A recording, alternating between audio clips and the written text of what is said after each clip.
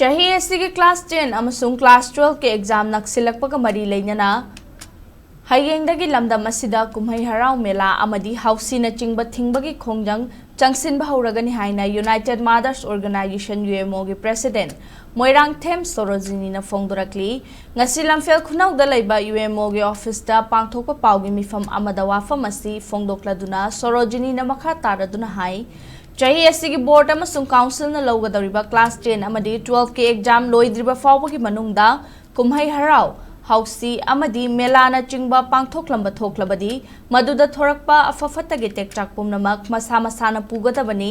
lob asina mamangda su lakliba tangkon mathoidagi harau kumhai mela amadi hausi Nachingba sing pangthoktanaba miyamda khanghanba laikhrabani tungi yumbi oigadariba mahairoi shingi yenglaga thamliba thingba sida miyamna su saugatpiyu exam thagadariba mahairoi shingi yenglaga Kumhei Harao da Thingba Thamliba si kanagumba amagi mayokta nate thokliba irang asida artist singsu wanari haiba khangi adumakpu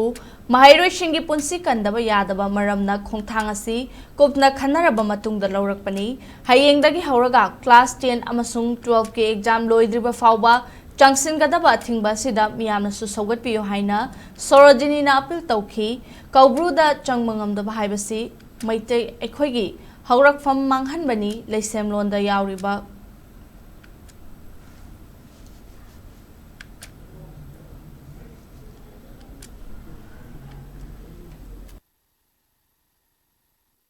Masih fau da UMO na sigumba ban tauba adi kanagumna leibaki oiba thabak hairakpada aikhoina makhoyi mayok da lepa amta yaude tawsu tawde aikhoina lepa i position tawri si leibaki oina akoi tawbani khoi iranai ge tawba nate masai sida kanagumba khana magi kanaba haiba tare matam amada hausi chana baidi ni pasina nong phadoka kalaki hangi kai chana bade khoi matai paktak na nuki phawa yauna hausi chana rakpa mata masu mayam am larik paga da ai yena khada hausi laudana khotana aina karmatu ye paika pass tarakadoino asigo muji khanbiu praja miyamna aduga UMO na tangsi laiba posi akoi chen tange adugumba mela tawba kangbu dege akoi chen loge hausi tawgadoriba isai sakade mayam se koi paisa tan ye na koi tholok panate tungi miro ama semhogragadi hauji akoi kari orige akojibu lan manungda laibene su kanam khangdeba mafam khodi hausi tawraba laura iba pose praja miyam si dege koi icha isu tungi miro si afaba karama propo ngamgadorige haibese khantabiyo muna